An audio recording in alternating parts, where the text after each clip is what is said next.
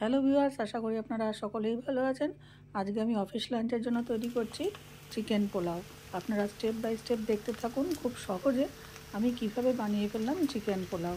এটা লাঞ্চের জন্য একটা বেস্ট আইটেম। আপনারা অবশ্যই এটা একবার ট্রাই করবেন।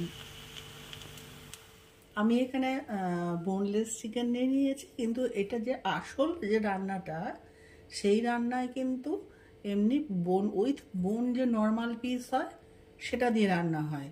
কিন্তু আমি যে এটা এখন অফিস লাঞ্চের জন্য ব্যবহার করব, মানে তৈরি করব এটাকে, সেই জন্য আমি বোনলেস নিয়েছি। কেন লাঞ্চে, অফিস লাঞ্চে তো বোন থাকলে পরে তো অসুবিধা, সেই জন্য আমি বোনলেস, ছোটো ছোটো বোনলেস চিকেন দিয়ে এটাকে রিপ্লেস করে রান্নাটা করব।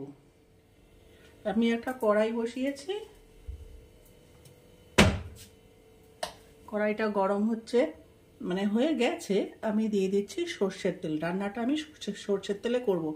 এটা কিন্তু আমার মনে হয় একটুখানি সাদা তেল দিয়ে রিপ্লেস করা, যে আমি আগে করেছিলাম সর্ষের তেলের বদলে আমি সাদা তেল করে দিয়েছিলাম, কিন্তু খুব ভালো হয়েছিল খেতে। এটা যে বলে যে পিওর সর্ষের তেলেই করতে হবে এমন কোনো ব্যাপার নেই। আপনার সর্ষের তেল, সাদা তেল মানে রিফাইন্ড অয়েল মিশিয়েও করতে পারেন, শুধু রিফাইন্ড অয়েলও করতে পারেন, শুধু সর্ষের তেলেও করতে পারেন।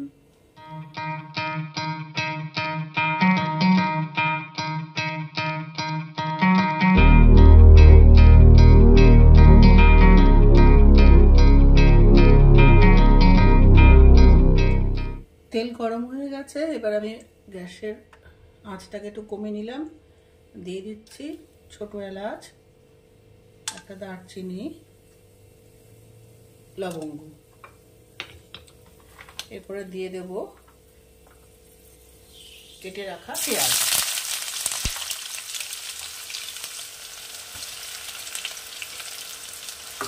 দিয়ে এটাকে একটু ভালো করে ভেজে নেব।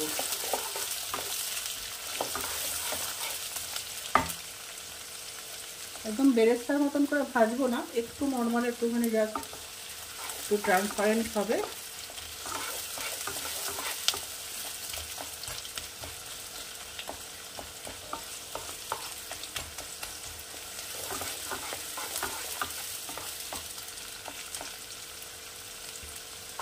এখন বাজে ভোর 5:30। আমি তো রান্না করছি, এখনো সবাই উঠে পারেনি।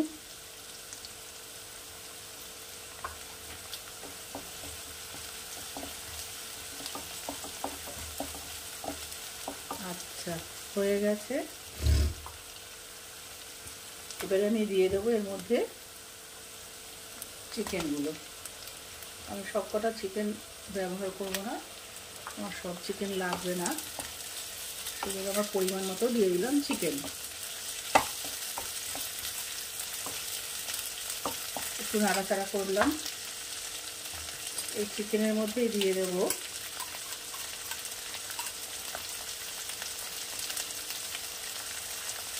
হাফ চামচ আদা বাটা, 1 চামচ রসুন বাটা,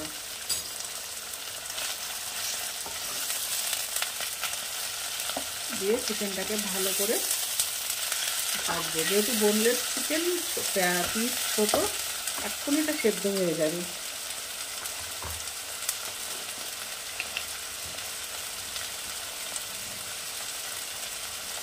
দেব সামান্য হলুদ। আপনারা যদি হলুদ নাও দিতে চান, নাও দিতে পারেন, এটা অপশনাল। দিয়ে দিচ্ছি পরিমাণ মতো লবণ।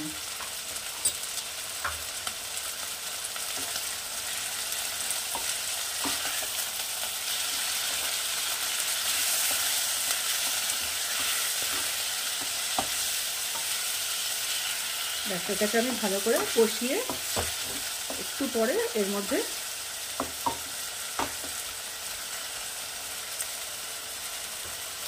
মিনিটখানেক রান্না করার পর আমি এর মধ্যে দিয়ে দেবো 2 চামচ টক দই।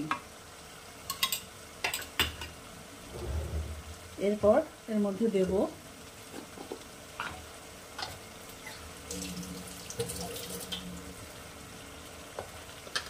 একটু, আপনারা যদি পছন্দ করেন শুকনো লঙ্কা তো শুকনো লঙ্কা দেবেন, আর না হলে দেবেন শুকনো লঙ্কা গুঁড়ো, বা কাঁচা লঙ্কা বাটা, যা খুশি আপনাদের পছন্দ অনুযায়ী।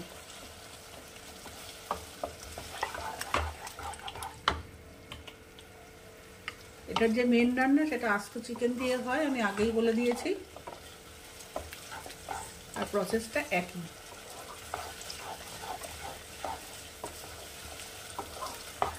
এবার মাংসটাকে আমি ভালো করে কষিয়ে নেব, কষিয়ে ফিরে আসছি আপনাদের কাছে।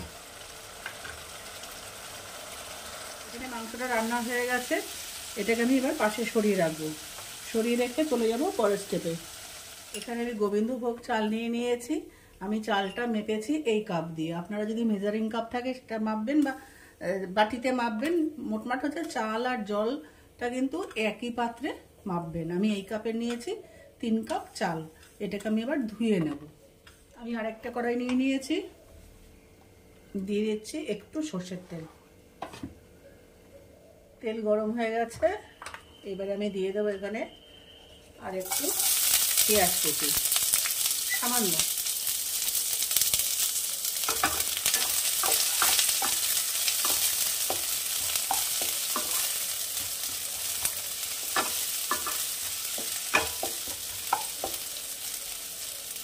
এবার এই যে চালটা আমি ধুয়ে রেখেছি দিয়ে দিলাম চাল।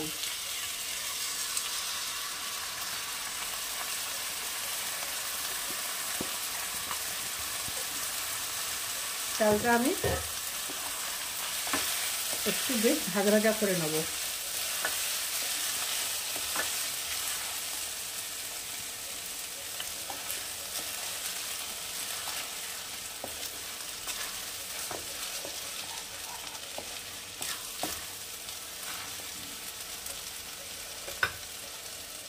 চালটা আমি ভাজা ভাজা করে নিয়েছি, এর থেকে বেশি ভাজার দরকার নেই। এরপর আমি দিয়ে দেবো সামান্য একটু লবণ। লবণ কিন্তু লাগলে আমি পরে আবার দেব, একেবারে দিলাম না। যদি লবণ বেশি হয়ে যায়, লবণ কম থাকলে কিন্তু লবণ পরে অ্যাড করা যায়, কিন্তু বেশি হয়ে গেলে সেটাকে আর ঠিক করা যায় না। আচ্ছা, এবারে আমি যে কাপের চাল নিয়েছিলাম 3 কাপ, জল দিয়ে দেবো 6 কাপ, ডবল। 1 2 3 4 5 6, পুরো 6 কাপ জল দিলাম। দিয়ে গ্যাসের ফ্লেম পুরো বাড়িয়ে দিয়েছি। এবার এটা জাস্ট একটা ফুট উঠবে, একটা বয়েল হবে, ততক্ষণ পর্যন্ত একটু অপেক্ষা করতে হবে। এই দেখুন জলটা ফুটতে শুরু করেছে। এইবারে কি করব, আমি ঢাকনা চাপা দিয়ে এটাকে রান্না হতে দেবো মিনিট 5, আর গ্যাসের ফ্লেমটা একদম লো করে দেবো। লো করে এটা 5 মিনিট ভাতটা হবে, তারপরে ফিরে আসছি পরের স্টেপে। মিনিট 5 পর আমি ঢাকনাটা খুললাম, ভাত কিন্তু পুরো রেডি। আচ্ছা, এটা কিন্তু গোবিন্দভোগ দিয়ে করতে হবে এমন কোনো ব্যাপার নেই, এটা কামিনী ভোগ দিয়েও করতে পারেন, বাসমতি রাইস দিয়েও করতে পারেন। এবার আমি দিয়ে দেবো এই রান্না করা চিকেনটা,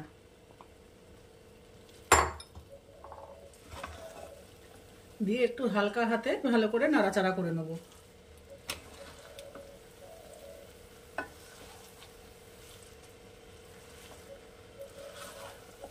গ্যাসের আঁচটা আমি একটু বাড়িয়ে দেবো, দিয়ে একটু হালকা হাতে এটা নাড়াচাড়া করে নেব। এবারে এর মধ্যে দিয়ে দেবো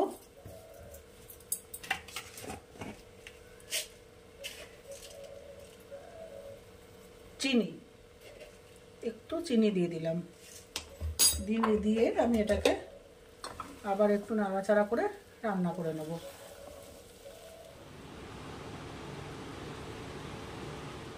লবণ মিষ্টি এখানে আমি সব পরিমাণ মতো দিয়ে দিয়েছি। এটা একটু ঠান্ডা হলে কিন্তু ঝরঝরে হয়ে যাবে। এরপরে আমি দিয়ে দেবো যে মশলাটা আমি গুঁড়ো করে রেখেছিলাম, সেই গুঁড়ো মশলাটা এখানে অ্যাড করে দেবো সবার শেষে। আমি অল্পই দিলাম মশলাটা, যেহেতু এটা অফিস লাঞ্চে ব্যবহার হবে। আর আমি এখানে এটা ঘি ব্যবহার করছি না, আপনারা অবশ্যই ঘি দিতে পারেন, কেন লাঞ্চে এত ঘি মশলা দিয়ে এই গরমের মধ্যে। আচ্ছা, দিয়ে দিচ্ছি নামানোর আগে 2 চামচ গোলাপ জল